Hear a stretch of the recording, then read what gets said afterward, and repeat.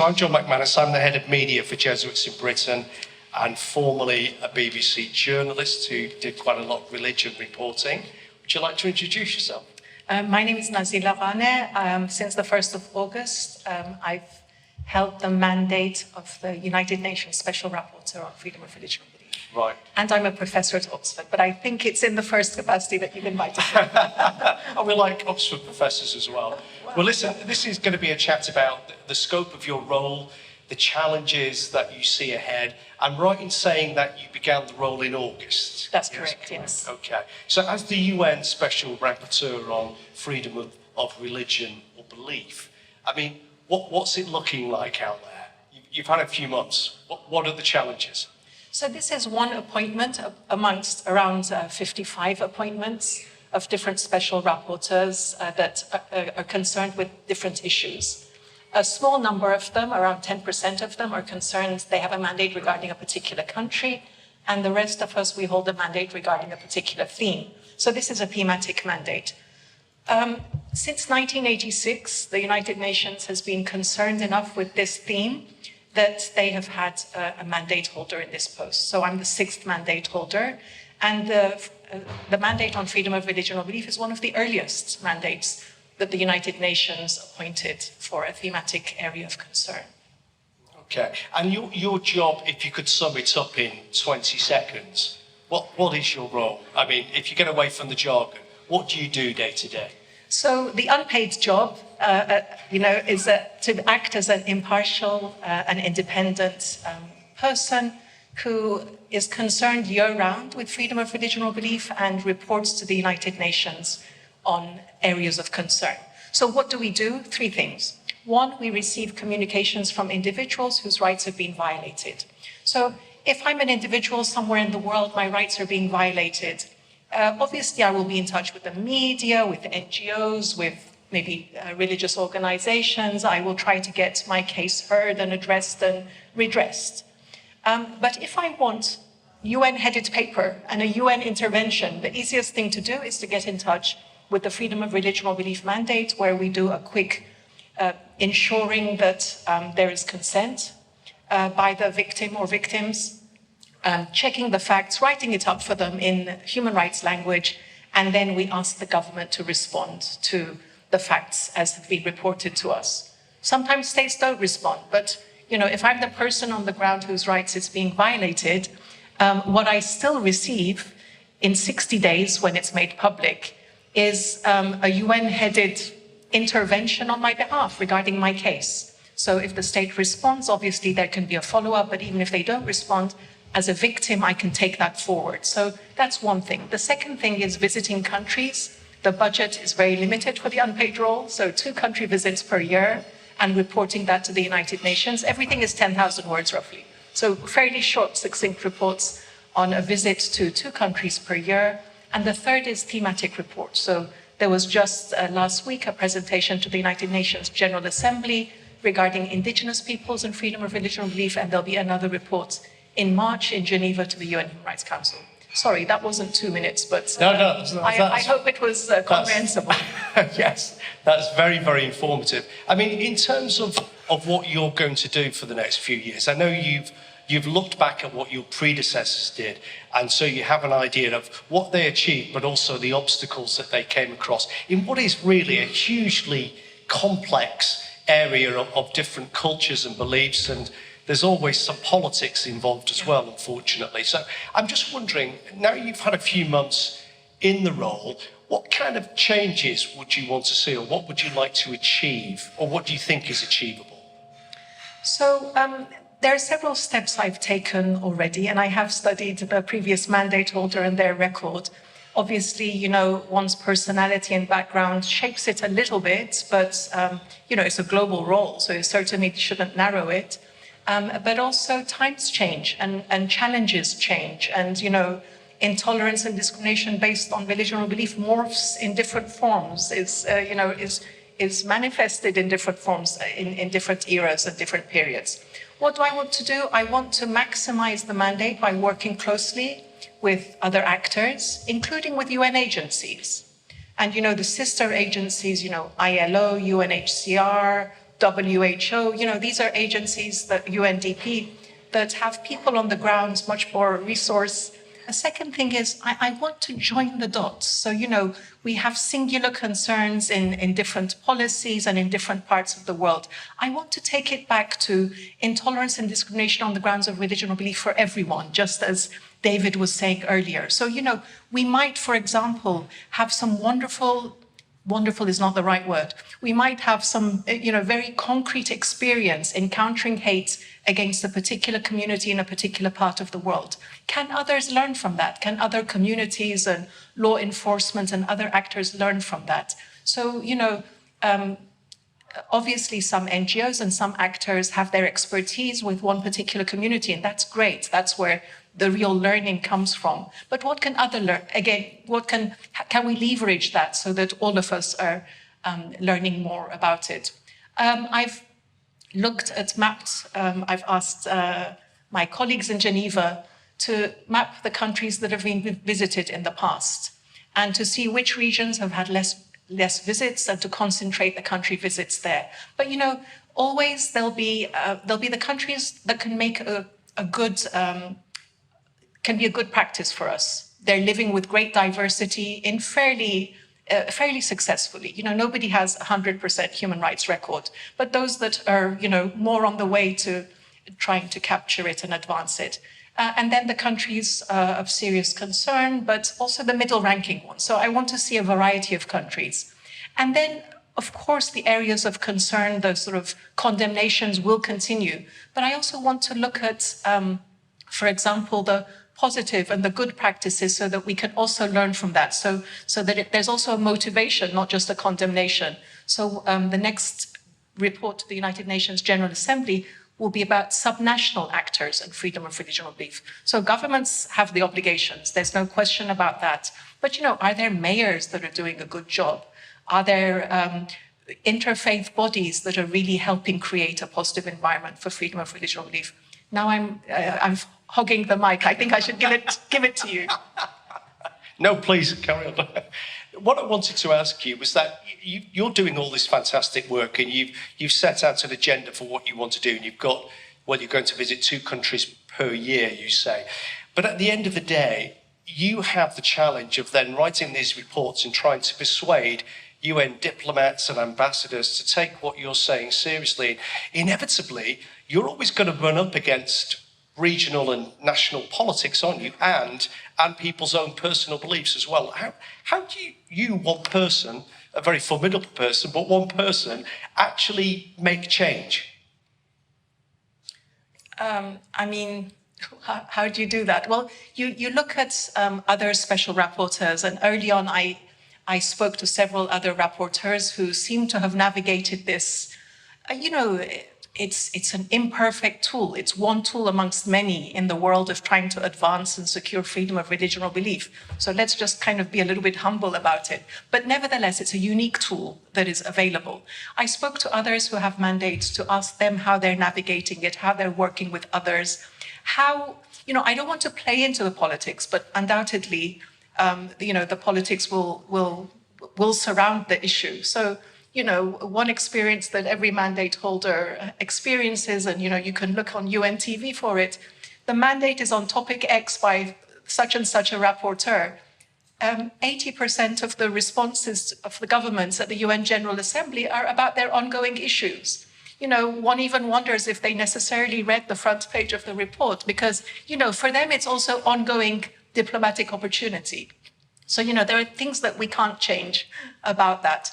But, maybe by trying to be encouraging as well as condemnatory about, having a strong foothold on the issue before I jump into it, there's ways of mitigating it. And I hope to do that. Thank you. Obviously, there's a lot of journalists here, so let's move on to a few more actual news themes, if you don't mind. One of the things I wanted to ask you about is a story that's very big at the moment in Britain and around the world, and that's the events in Iran, where there have been, there seem to be nightly uprisings in different parts of the country against the authorities, which started off with the death of a young woman in custody and now have progressed. And of course, there's other elements, there's other issues behind these uprisings, I would say, which is based on the fact that a lot of people are suffering financially. But I just wanted to ask you, do you see the narrative of how the Iran uprisings, Iran protests rather, are being reported, which is that it's largely about young, often young women, young people, versus an older kind of unelected religious hierarchy? Is that really what's going on? And if there's more there, is it useful to tease that out? And how do you do that? So, I mean, I have a broader interest in this topic, but I'll take it back to the mandate. So it's hard to know. I am Iranian and British. Haven't been to the country for 43 years because I can't. So I'm watching this in the Persian media as well. So perhaps it's more than some of the media that the English-speaking world is coming across. Insofar as the mandate is concerned, we joined a communication, an individual communication, regarding the compulsory hijab, because that's a freedom of religion or belief matter. We should neither be forced to take it off unless it's through proper limitations, grounds that is articulated very clearly in international human rights law. So, manifestation of religion or belief and, perhaps in some circumstances, depending on the facts of the case, religious symbols may be restricted, but there's there's a six steps of legality that need to be pursued very carefully. So whether it is taking symbols off or, being forced to wear them, these are freedom of religion or belief concerns. So the Iran mandate holder took the lead, but also this mandate and other mandates joined in minorities expression, as you can imagine. What else has...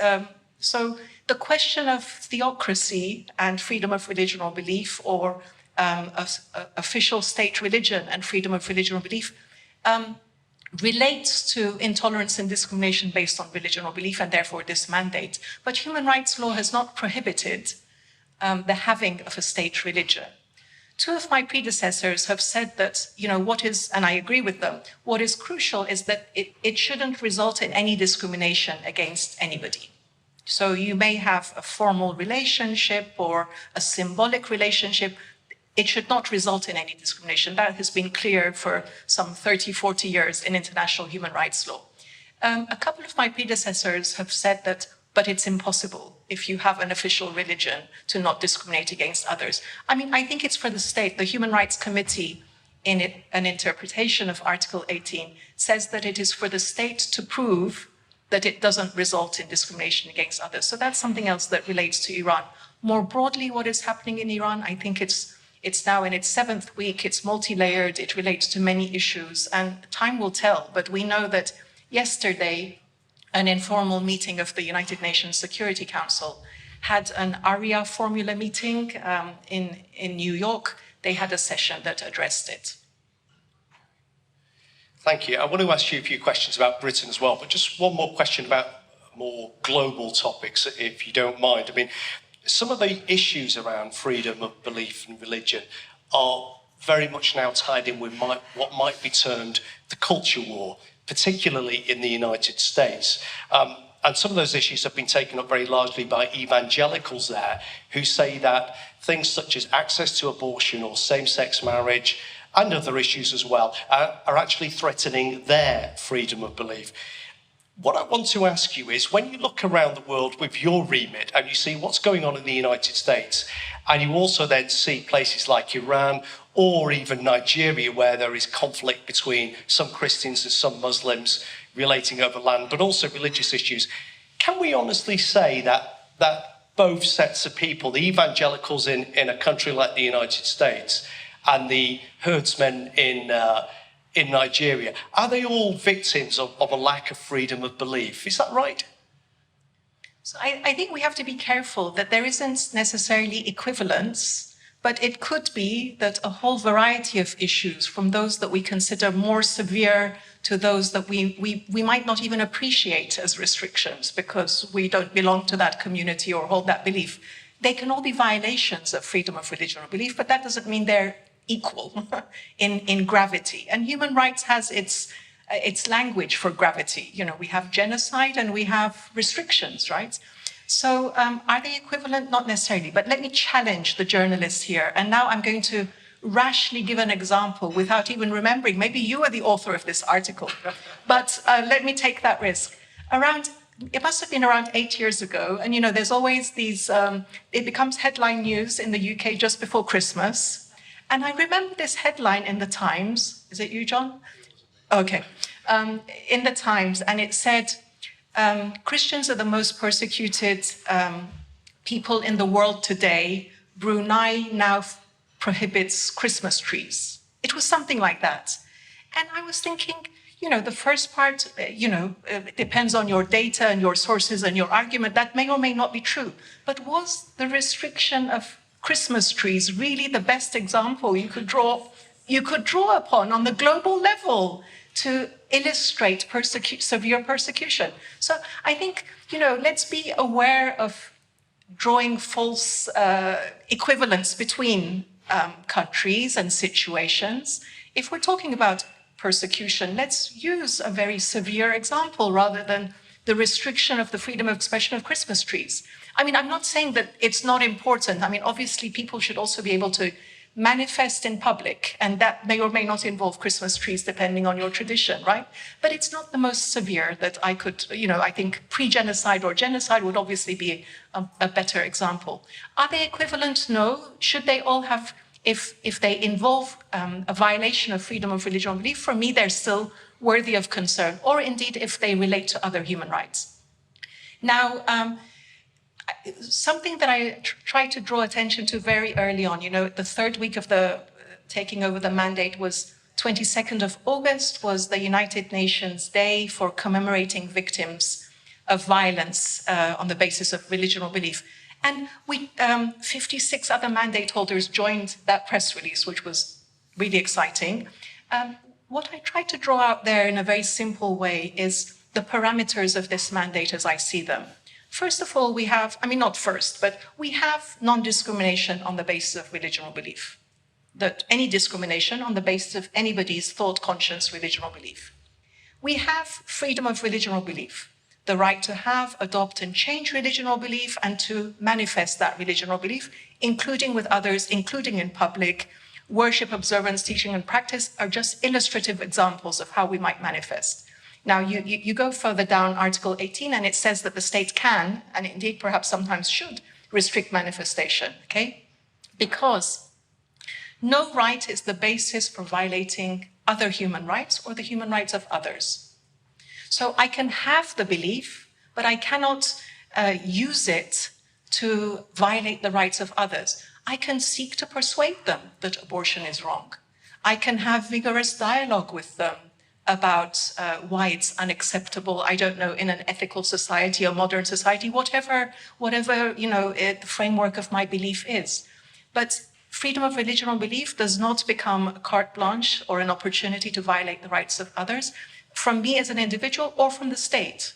So the state too, we see often, you know, use religion or belief as a justification.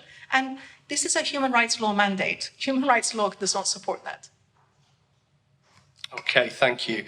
I'm going to ask you a few questions about the UK now. I'm very aware that David sat there, but I hope that doesn't inhibit you in your answers.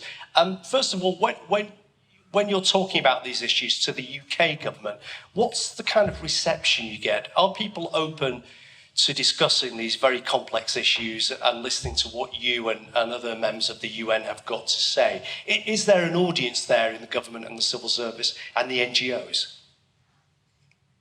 So my experience of this predates holding the mandate.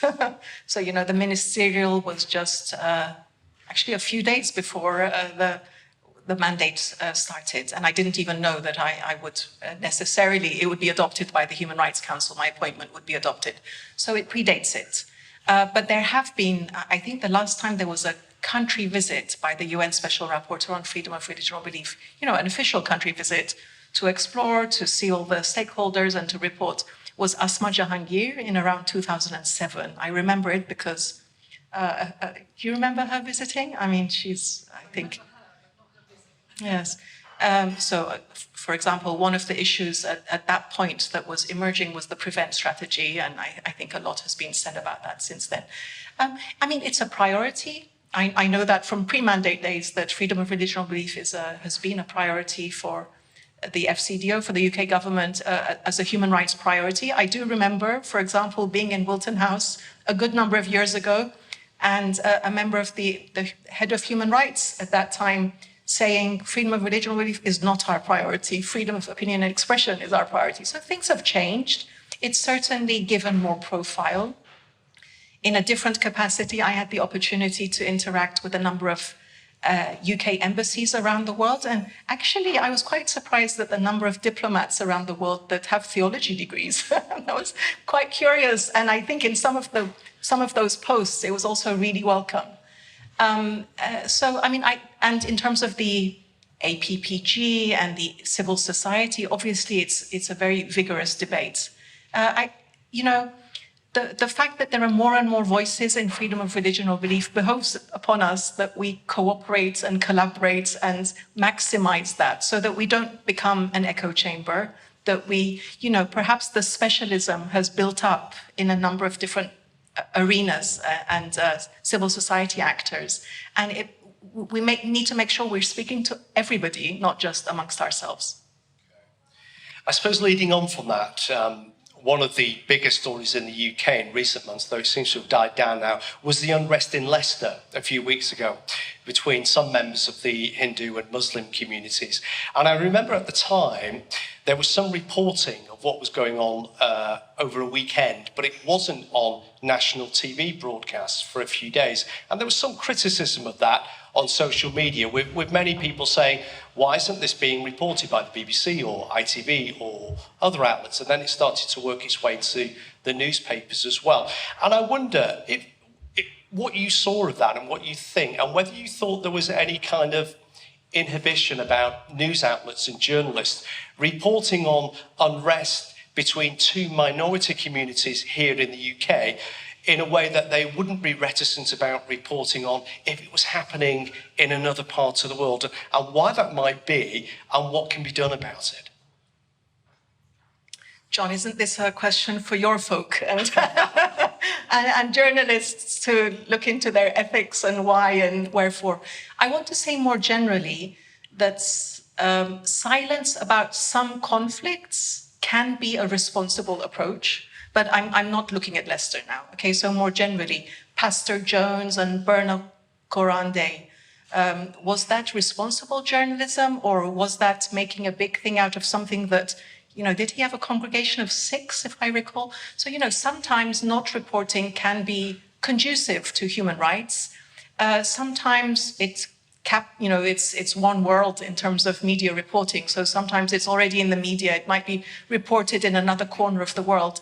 So the response of authorities is very important. So you don't have to silence speech that is uncomfortable or touches on religion or belief. You can sometimes say that this is not the policy of the UK government, that this is occurring, or that this book was published or this film was released, etc. And sometimes that can ensure that it doesn't lead to intercommunal tensions, etc. Leicester, I don't know enough about it. I am curious to find out more about it. I don't know if there was, of the many political transitions we've had in this country recently, I don't know if it coincided with one of them, but it's something that I'm going to look into. But I didn't get any communications about it, so I haven't officially looked into it. I mean, in a small defence of my industry, I'm going back to something that was a big story many years ago. Do you remember the Westboro Baptist Church in the United States that used to picket the funerals of soldiers who died on duty? In the end, the BBC stopped reporting on that because they realised it was just inflammatory, and the reporting of these constant protests by the very small number of church members wasn't actually adding to anybody's knowledge of what was going on. So in the end, they stopped doing it, and they stopped giving them, well, what some people might call a platform. They stopped doing that. But just coming back to Leicester again very quickly, based on what happened there, do you think there should be more of a focus in Britain about talking to different minority communities about the importance of freedom of belief and respecting other people's beliefs. And as you just talked about a few minutes ago about being able to have a belief, but it being able to coexist with the opposite belief in somebody else, is that something that perhaps various UK governments have neglected because they don't want to tread there? So it goes to every level of society, doesn't it? And actually, previously I was part of a project a good number of years ago now, but looking at equality and discrimination based on religion or belief in England and Wales with a number of colleagues. And we had focus group and other interviews in 5 different cities, and one of them was Leicester. And there was a very strong council efforts and interfaith organizations that were precisely trying to preempt things that I don't know what's happened to it. I think they're still active, but I don't know what were the tensions. Was it sparked from events overseas, or was it have those efforts received less funding? So I don't know the ins and outs of it, but it's worth noting because at least in that project we observed Leicester as a fantastic positive story. But I want to say every level of society matters, because also in that research there was this great example of a headmaster in Cardiff. A girl shows up on Eid, defying every school uniform policy you can imagine. Shalwar, qamis, color, jewelry, everything. And so because he's part of a network in the city, instead of just throwing her out and then perhaps then there'll be a complaint and next thing we know it's headline news for irresponsible journalism, perhaps, that's for you to decide. But instead of it becoming a big battle, legal battle and media story, he picks up the phone to the local imam and says, what shall I do? I mean, she's here. I know it's Eid, but she has 2 options. Either she takes her holy day off, which is perfectly legitimate and actually enabled in England and Wales, or she should respect the uniform. And the imam says, you're absolutely right. Maybe it's best that you just let it be and speak to her parents afterwards. And that's what he does. And for me, that seems a really good practice, because it was not worth, feeding into conspiracy and culture war, etc. in that one instance. But the point needs to be made that nevertheless the headmaster also has a point. So I think we all can have a role in that. Should the government do more? Well, I mean, sometimes the government should be at the forefront of this. Sometimes it's much better that it enables civil society and fund and encourage civil society to do that amongst themselves, so that it's not the government at the forefront of each of these initiatives. It can be counterproductive. Thank you. One more question from me, and then we'll open up to questions from the floor. I mean, we talked about journalists responsible and irresponsible sometimes, perhaps. I can't judge. Don't worry, I know plenty. What would you say? I mean, as a news consumer, but also an expert in this area, what should journalists be aiming at? What's one thing that they could do to understand this area better? So, I mean, just going with the Leicester example, could somebody do some in-depth journalism that, looks over long term, over, a decade or 2, compares it to Birmingham? Was it the 80s? I've lived here for a long time. So, to draw lessons, to see where it has ebbed and flowed and improved and deteriorated.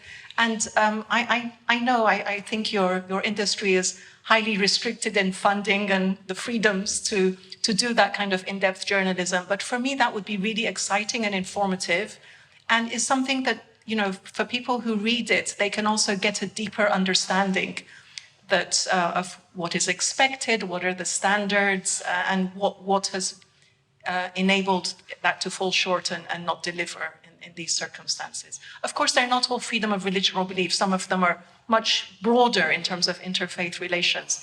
But if I didn't study this in great detail, but it was helpful that the very unfortunate incident in Glasgow against an Ahmadiyya gentleman who got killed, I mean, it's incredibly shocking. But I think I saw that in the media, and thankfully we haven't had any instances like that again.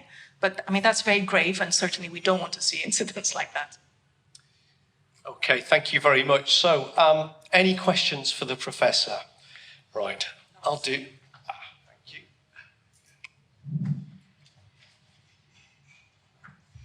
you. Thank you. Good question about how we can encourage religious literacy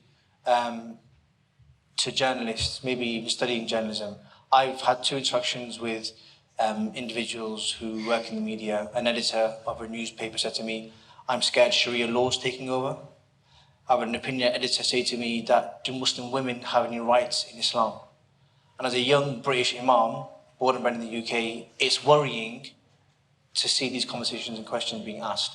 How do we increase religious literacy?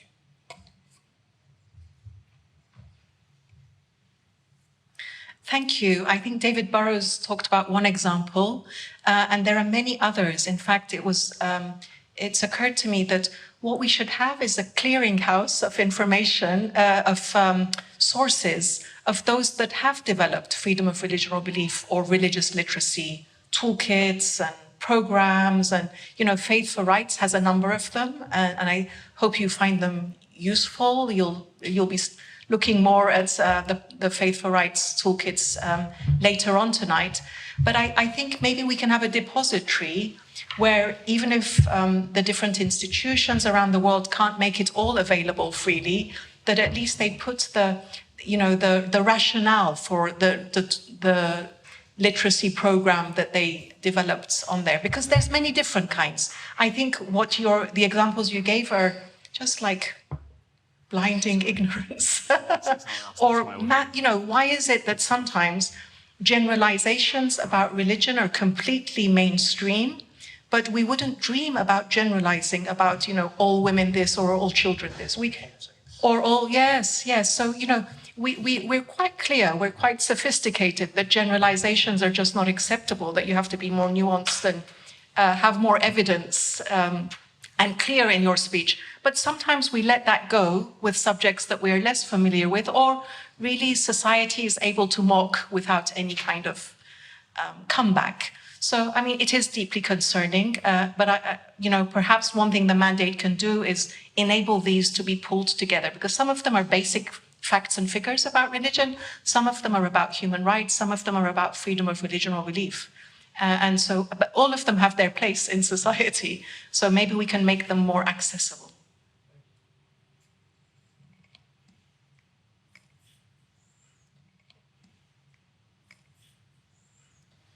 Any more questions?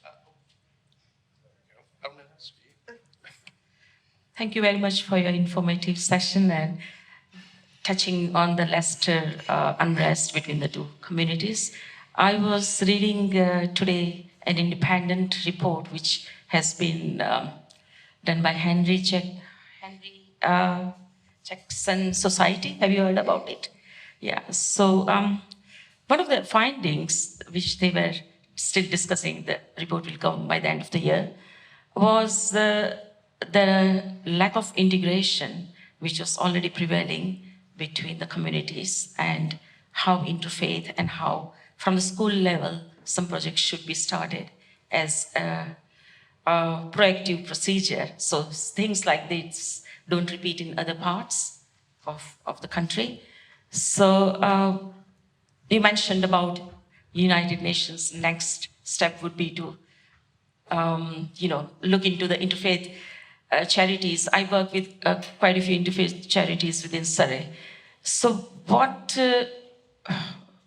how is United Nations going to influence this more so that these actions, taking example of Leicester as well, can be preventative measures? So when you mentioned, that will be the next step, I would like to know more about it.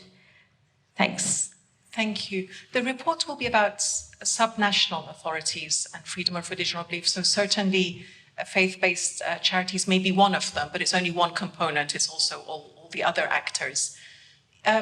This mandate is, one person with 2 colleagues in Geneva who are human rights officers and wonderful and very experienced. And the limitations of, 2 thematic reports per year, 2 countries.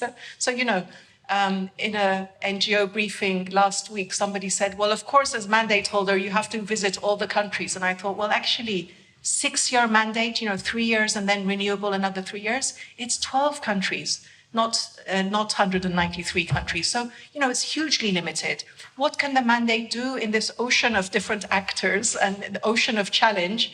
Well, it can motivate, by asking the question and issuing just this one 10,000-word report. Maybe it opens up other interlocutors regarding freedom of religion or belief. Maybe it can encourage good practice. Maybe, it sometimes also sheds light on where there are egregious violations. But it also depends on people writing in and saying, I'm deeply concerned about this, my rights have been violated. For that to have a UN-headed paper and be followed up as a communication. So part of it depends on information coming in, and the other part of it depends on just the availability of the resources. But hopefully, it's collaborative role, it's encouraging role, it's, I don't know, hopefully it is some small stimulus in this massive ocean. Just to be clear, should people be writing to the UN about these issues if they want improvements, or they're not happy with what their national governments are doing? There are many opportunities for, the general word is stakeholders, but there's many opportunities to get your voice heard. One is every 4.5 years, every country in the world is reviewed regarding its whole human rights record. So, the UK, as well as the other 192 states, every 4.5 years, you have the opportunity to send a stakeholders report, and it will be part of the considerations in the review of the United Kingdom's human rights record. Another is when there is a reporting regarding a particular treaty, and then the UK also goes and is answerable to questions about that. And another is writing to these 50 or so mandate holders regarding freedom of expression, violence against women, freedom of religion or belief. And each of those, it's purely a link on the Office of High Commission for Human Rights. It's quite a simple process. So certainly that's available to all of us. Thanks. Yeah. Hi. My name's Raj Mann, and I'm from, guess where, Leicester. And not to labour the Apologies then. No, on the contrary, I'm quite glad it came up, and there's very good probing questions that you asked as well. When the story broke locally, I did speak to a national journalist and said, look, this is being reported locally. It needs to break nationally. It's a very significant story. We're very fortunate so far no one has died, because things could have got very, very serious. But it was at the weekend of the Queen's funeral, and I think that took up a lot of the space. But the national media did quickly react after that, and the following days they did come down. And things are still, it's still getting very controversial. The city mayor, who actually blamed Hindu nationalism, Hindutva agenda, as a spark, although there was retaliatory kind of, what the Hindu community will say, Hindu-phobic attacks as well. But the city mayor, said that, and he actually nominated Dr. Chris Allen to do a review.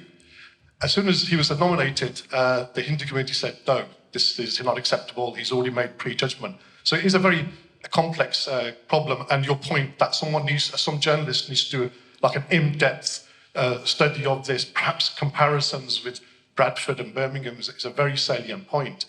But my question to you is, when you've got allegations of Hindu nationalism on the streets of Leicester, and the Sikh community, which I belong to as well, I've just come from a protest at Downing Street about Jagtar Singh Johal, who the United Nations Working Group has said he's arbitrarily detained for 5 years. And it's widely held within the Sikh community and the minorities of India that India does not get held to account by United Nations, by the UK government.